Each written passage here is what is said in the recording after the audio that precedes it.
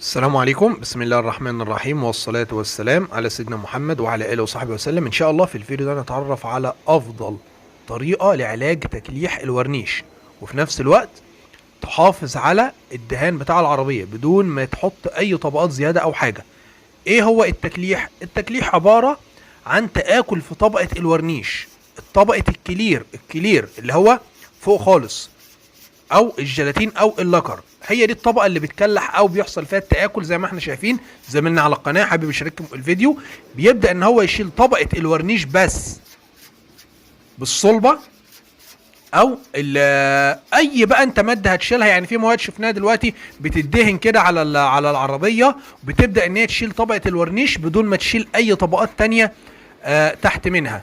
ده هيكون اسلم حل. طيب ندهنها ايه بقى بعد كده؟ ندهنها طبقة ورنيش مكان اللي احنا شلناها دي؟ لا طبعا، لازم ياخد طبقة لون. ليه؟ لان انت اصلا بتعالج تكليح. يعني كان في حتت مكلحة، كان في حتت الورنيش متاكل من عليها وحتت لا. فالفترة اللي الورنيش اتشال منها، الفترة اللي الورنيش فضل متشال من على السطح دي، الجزء ده كان متعري، كان باين اللون بس. عن طريق الحرارة، الشمس والمية والصابون والهواء، اللون اتغير، وده اللي هنشوفه دلوقتي.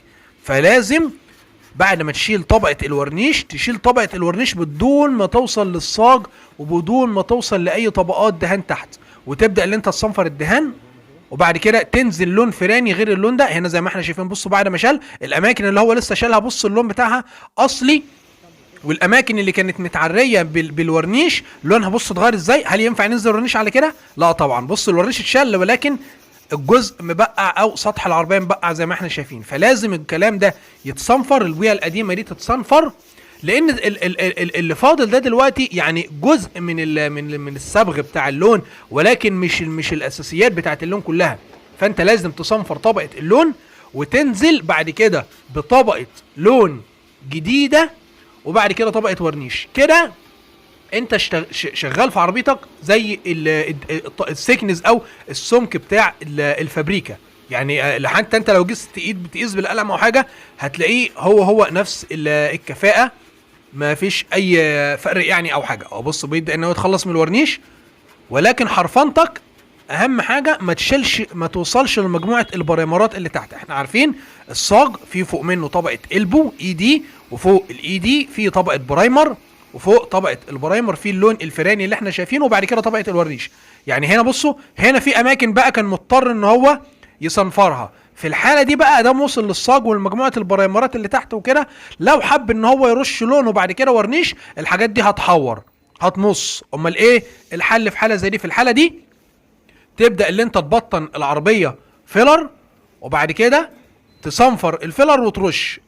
وبعد عمليه الصنفره، احنا عارفين الفيلر يعني الفيلم بتاعه بعد عمليه الصنفره ممكن يوصل معاك ل 40 او 30 او حاجه، مش هيكون كتير برضك يعني على الدهان بتاع العربيه. وممكن ترش اللي هو الفيلر اللي ما بيتصنفرش. يعني تدخل الكابينه لو انت معاك قطعه زي كده، ترشها على الوضع اللي هو اللي احنا شفناه، ترشها الفيلر اللي ما بتصنفرش اللي هو ويت ان ويت، اللي بيدي فيلم تقريبا 30 او 25 مايكرون، وتنزل عليه باللون وبالورنيش. وفي الحاله دي انت تكسب وقت، لكن الفكره دي مش هتكون افضل من الفيلر اللي بتصنفر. ليه؟ لان هتكون عرضه برضك ان ممكن نوع الفيلر يكون مش جيد، يمص معاك او يحور معاك او حاجه، نتيجه ان الدهانات كانت مكشفه والصاج كان مكشف. فهتكون افضل حاجه للوضع اللي احنا شفناه ادام الدهانات او الصاج اللي تحت كشف،